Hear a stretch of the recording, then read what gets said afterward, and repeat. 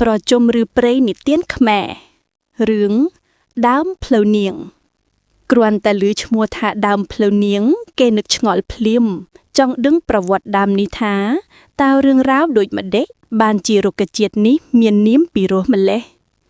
បើសង្កេតពីរូបភាពនៃដើមនេះវិញគេឃើញថាមានដើមនោះត្រសូលស្អាត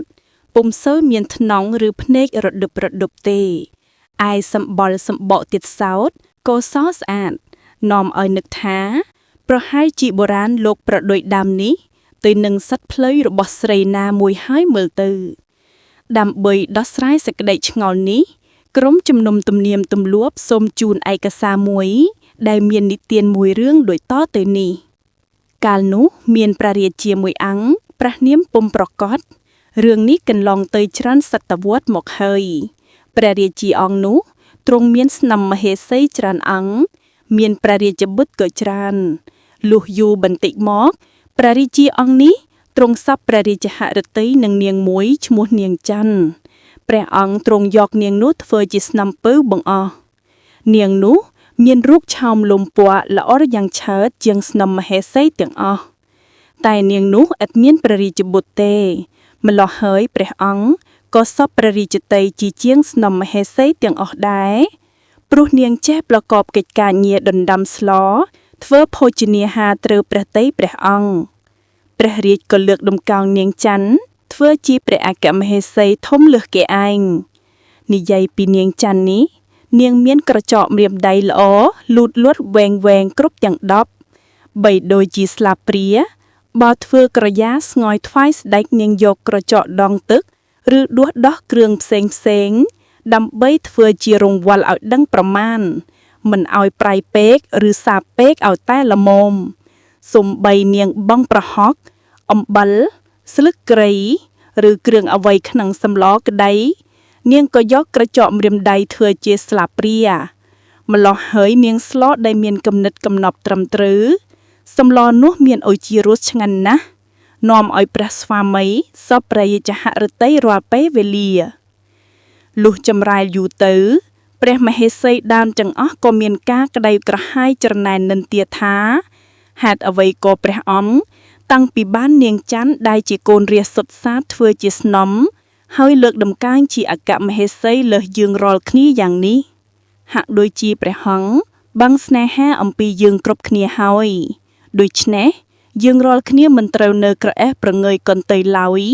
ត្រូវតែរកឧបាយណាមួយដើម្បីឲ្យព្រះអង្គជាស្វាមីនៃយើងឃ្លាតចាកសេចក្តីស្នេហាអំពីនាងច័ន្ទចិនទើបយើងរាល់គ្នានឹងបានសេចក្តីសុខគិតដូច្នោះហើយក៏នាំគ្នាឡើងទៅគាល់ព្រះរាជាក្រាបទូលដោយសេចក្តីពិតថាបបិទ្ធព្រះអង្គជាស្វាមីសូមព្រះអង្គជ្រាបខ្ញុំម្ចាស់ទាំងអស់គ្នាបានឃើញហេតុច្បាស់អំពីនាងច័ន្ទព្រះអង្គហាក់ដូចពុំបានជ្រាបការអ្វីសោះនាងនេះជាមនុស្សស្មោកគ្រោកជួយជាតិអាក្រក់សពថ្ងៃនេះបើនាងធ្វើក្រយ៉ាស្ងោយថ្វាយព្រះអង្គខ្ញុំម្ចាស់បានឃើញច្បាស់នាងយកក្រចកម្រាមដៃនាងដួសដងគ្រឿងដាក់ក្នុងសម្លនោះប៉ុន្តែបើព្រះអង្គមិនជឿរឿងនេះដូចជាខ្ញុំម្ចាស់បានក្រាបទូលទេសូមព្រះអង្គចាត់រាជបម្រើណាមួយលបមើលក្នុងពេលដែលនាងធ្វើក្រយ៉ាស្ងោយថ្វាយព្រះអង្គចុះទើបជ្រាបនៅហេតុពិតនោះពុំខានព្រះរាជាកើតបានទ្រង់ព្រះសណ្ដាប់អំពីមហេសីទាំងអស់ក្រាបទូលដូច្នោះហើយក៏ព្រះអង្គទ្រង់ក្រោធទ្រង់ចាត់រាជបម្រើមួយឲ្យទៅតាមសង្កេតនៅហេតុនោះតើពិតឬពុំពិតលុះរាជបម្រើបានសង្កេតទៅឃើញពិតដូច្នោះមែនទើបព្រះមហាក្សត្រទ្រង់ចាត់នាយពេជ្ជឃាតឲ្យយកនាងច័ន្ទទៅសម្លាប់ចោលឯនាងច័ន្ទកាលបើនាងបានដឹងអំពីហេតុដែលព្រះអង្គខ្ញាល់នឹងអំពើដែលនាងបានធ្វើដូច្នោះហើយនាងក៏មានសេចក្តីតក់ស្លុតនាងបានភៀសខ្លួនរត់ចេញពីព្រះបរមរាជវាំងដើម្បីឲ្យរួចពីសេចក្តីស្លាប់ឯពេជ្ជឃាតក៏ទៅរកចាប់នាងតាមព្រះតម្រាសតែរកនាងពុំឃើញក្នុងប្រាសាទក៏ឡើងទៅក្រាបបង្គំទូលព្រះរាជាទ្រង់ឲ្យលើកទ័ពពុរហេទៅតាមចាប់នាងឲ្យបានយកមកសម្លាប់ចោលកាលនោះពួកពលសេនាលើកទ័ពតាមរកនាងអស់ជាយូរថ្ងៃយូរខែពុំបានជួបនាងសោះឯនាងក៏ខំរត់ឲ្យរួចពីព្រះអាជ្ញាដែរតែចៃដន្យអ្វីពុពកម្មរបស់នាងពីអតីតជាតិ ក៏ឲ្យពួកពលសេនាតាមនាងទួននៅទីកន្លែងមួយចាប់យកនាងបានហើយនាំទៅធ្វើឃាតចោលទៅនិយាយអំពីនាងចាន់មុននឹងស្លាប់នាងបាននិយាយដឹងថាវាសនាអាភ័ព្វរបស់ខ្លួនដែលបានធ្វើជាមហេសីហើយជាអកុសលអ្វីមកបណ្ដាលឲ្យព្រះរាជាទ្រង់ក្រោធយកទោសដល់ជីវិតនេះម្ល៉េះហើយនាងក៏តាំងសច្ចាចំពោះទេវតាដែលស្ថិតនៅដើមព្រឹក្សាលតាវ៉ាលីសូមឲ្យលោកធ្វើជាសាក្សីថាអូជីវិតសង្ខាររបស់ខ្ញុំពេលនេះមច្ចុរាយគេសេចក្តីស្លាប់តាមមុខទាន់ហើយនឹងបណ្ដេញសេចក្តីស្នេហារបស់ខ្ញុំអំពីអង្គព្រះស្វាមីឥឡូវហើយដោយព្រះស្វាមីក្រោធចំពោះរូបខ្ញុំដែលទ្រង់ពុំបានពិចារណារកហេតុផលជាមុនឬមួយព្រះអង្គពុំមានប្រោសមេត្តាដល់រូបខ្ញុំសោះទេនោះខ្ញុំសូមសច្ចាផ្សងឆាអាកាសទាំង32របស់ខ្ញុំឲ្យបានទៅជាឈ្មោះរុក្ខាលតាវលីទាំងនេះ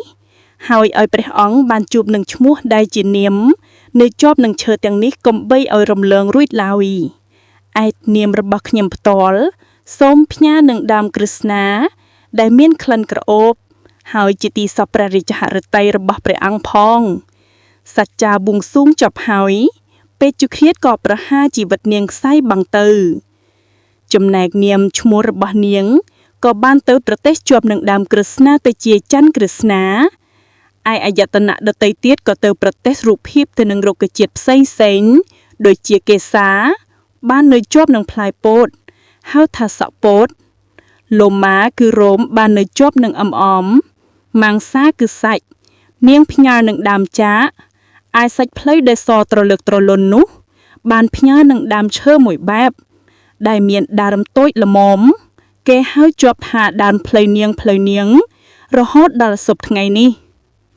ជំរាបសួរបងប្អូនពុកម៉ែទាំងអស់គ្នាដែលបានមកកាន់ YouTube ប្រជុំឬព្រៃនិទានខ្មែរបើបងប្អូនស្រឡាញ់និងចូលចិត្តសូមជួយ Subscribe អ្នកមួយផងដើម្បីបានវីដេអូនិទានថ្មីៗសូមអរគុណ